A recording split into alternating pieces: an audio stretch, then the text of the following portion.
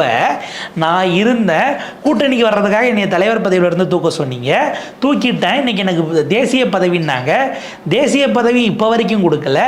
ஏதோ 40 பேரோட ஒன்றா தமிழ்நாட்டிலேருந்தே 40 பேர் தேசிய பொதுக்குழு உறுப்பினர் ஒன்று சொன்னாங்க இல்லையா. நீங்கள் தேசிய பொதுச் செயலாளர்னா டெல்லியில் கட்சி ஆஃபீஸில் உங்களுக்கு அறையெல்லாம் இருக்கும், அவங்க அங்கே சந்திப்புகளை நிகழ்த்தலாம், இந்த அதிகாரமெல்லாம் ஓரளவுக்கு இருக்கும். தேசிய பொதுக்குழுனா இந்தியா முழுக்க எத்தனை ஸ்டேட் இருக்கோ, எத்தனை டிஸ்ட்ரிக்ட் இருக்கோ, டிஸ்ட்ரிக்ட்டுக்கு ஒரு ஆள்னு வச்சுருப்பாங்க. ஏறத்தாழ 400-500 பேரில் ஒரு ஆளாக நான் போய் கூட்டம் கூட்டுறப்போ போய் உட்காந்துட்டு வர்றதா, அதுவும் போச்சு.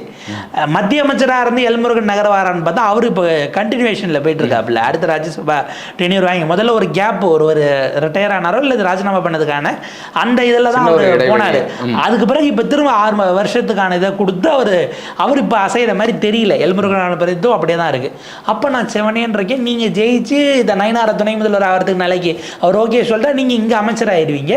நான் வேலையை விட்டுட்டு வந்து எனக்காக இவ்வளோ பெரிய கூட்டத்தை இன்னமும் கூட்டிக்கிட்டு இருக்குங்கிற அந்த ஒரு இது இருக்குது.